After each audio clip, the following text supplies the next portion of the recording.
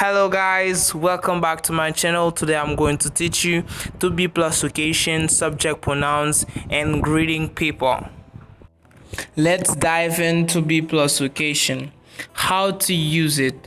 We use it to tell about where someone is, where an object is, where an animal is.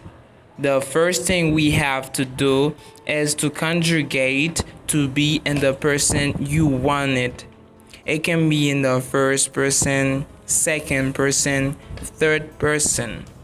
And then you add the location. The location could be in the yard, in the kitchen, in the garage, in the bathroom, in the living room, and so on. Let me give you some examples. I am in the living room. She is in the kitchen. The dog is in the yard.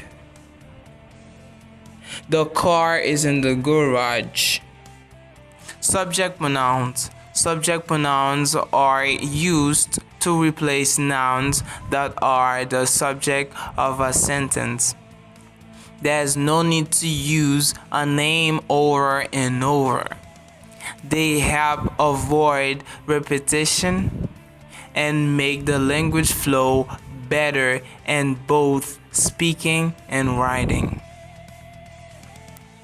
Subject pronouns are I, you, he, she, it, we, you, they. Let me give you some examples. I like to play tennis. You enjoy swimming. He wakes up early. She drinks milk. It has a tail. We speak Spanish. They like playing football. Greeting people. There are several ways of greeting people. Let me give you some examples. Hey, hi, hello, hey there, howdy folk. Let's practice some of them in a conversation. Hi, hello, what's your name? My name is George. And you? My name is Jane. How are you? I am fine, and you? I'm okay. Nice to meet you.